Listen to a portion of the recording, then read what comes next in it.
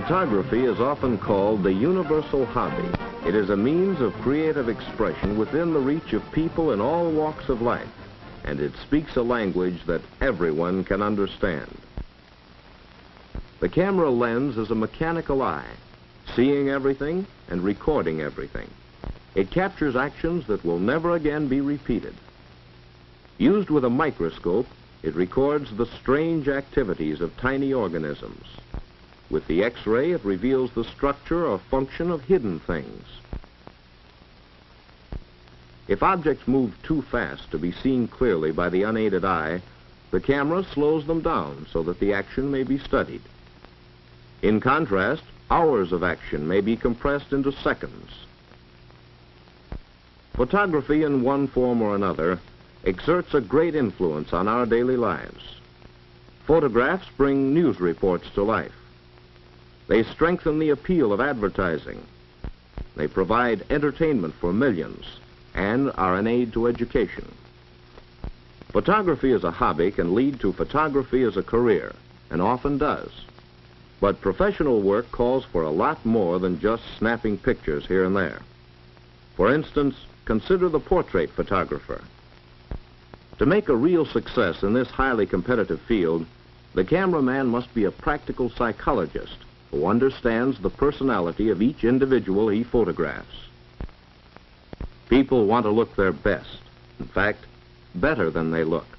So the photographer must know all the tricks of lighting and of posing the subject.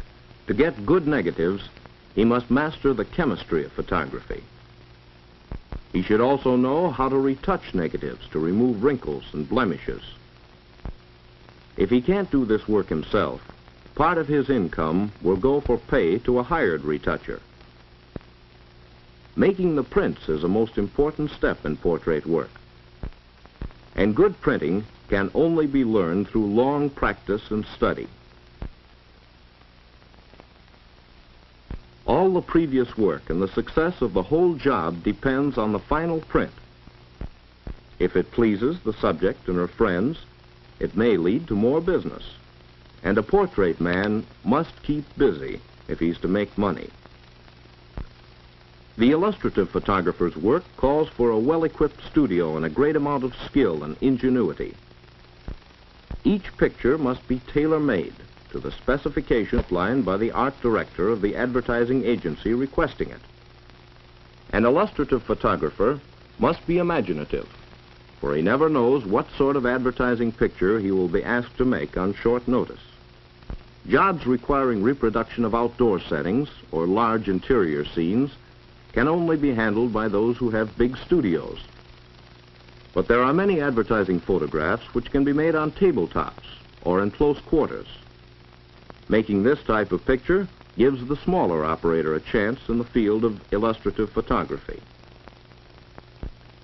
The commercial photographer is often called a jack of all trades. He must be prepared to go anywhere to take pictures, in addition to those he makes in his studio. Today, he may be shooting the exterior of a building for a real estate operator. Tomorrow, he may be in a factory making a series of pictures showing a manufacturing process. Yes, the commercial man's pictures are likely to include anything and everything: machinery, food, poultry, buildings, and so on.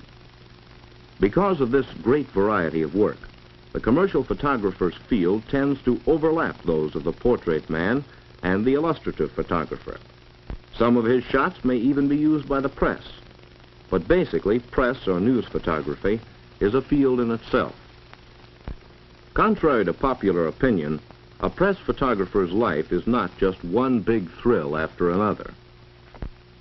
He does shoot exciting scenes from time to time, but such events are the exception. Most of his work is routine in nature, consisting mainly of pictures of people and places connected with the news.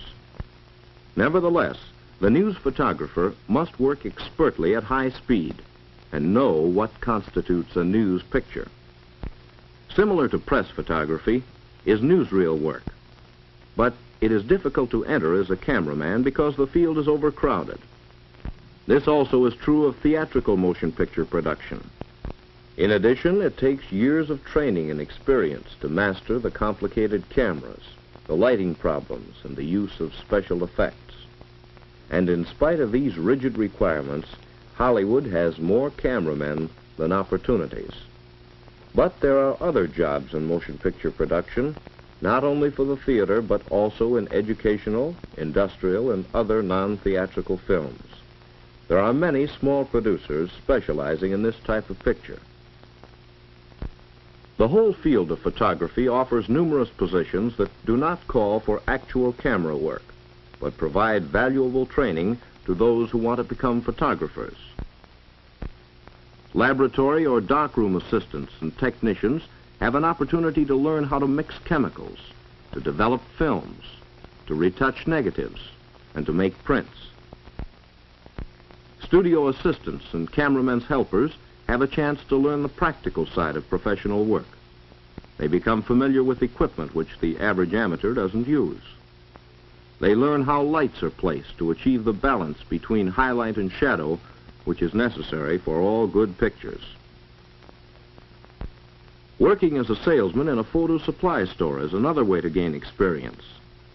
The best salesmen are those who know photography and are able to answer the customer's many requests for advice. Establishing your own camera shop or photo finishing service is a possibility for one who learns the business and has the necessary capital. Another possibility is working for one of the big manufacturers of photographic equipment and supplies. These factories employ thousands of persons, from machine operators to highly trained engineers and chemists.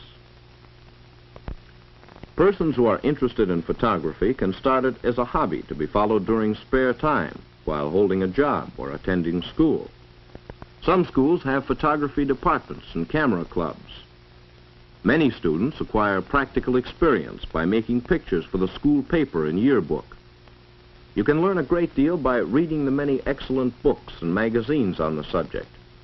And there are numerous exhibitions where you can learn by studying the work of well-known photographers. There are private schools of photography in the large cities offering complete courses of training to prepare you for any type of professional still work. You may find that you prefer to photograph a certain type of subject. Many photographers owe their success to specialization. It might be still life, babies, animals, aerial views, scenics, railroads, medicine, or fashions. There is almost no end to special subjects, and some amateurs have made their hobby pay by selling prints to photo syndicates or to magazines and newspapers interested in a particular type. Picture editors on the staffs of publications are always on the lookout for good pictures. And here, too, is another job for the person who knows photography, the position of picture editor. This work is open to both men and women whose background and training fit the photographic and journalistic requirements of certain publications. The photo engraving departments of publications and printing concerns offer still another type of work. Thus, the field of photography is broad enough to provide opportunities to thousands of persons with various aptitudes, interests, and educational backgrounds. New applications for photography are constantly being discovered, and new materials and tools are being produced. Just what place you might take in this growing industry depends on your abilities and inclination. But if you have a sincere interest in photographic work, it would be worthwhile to investigate the field carefully.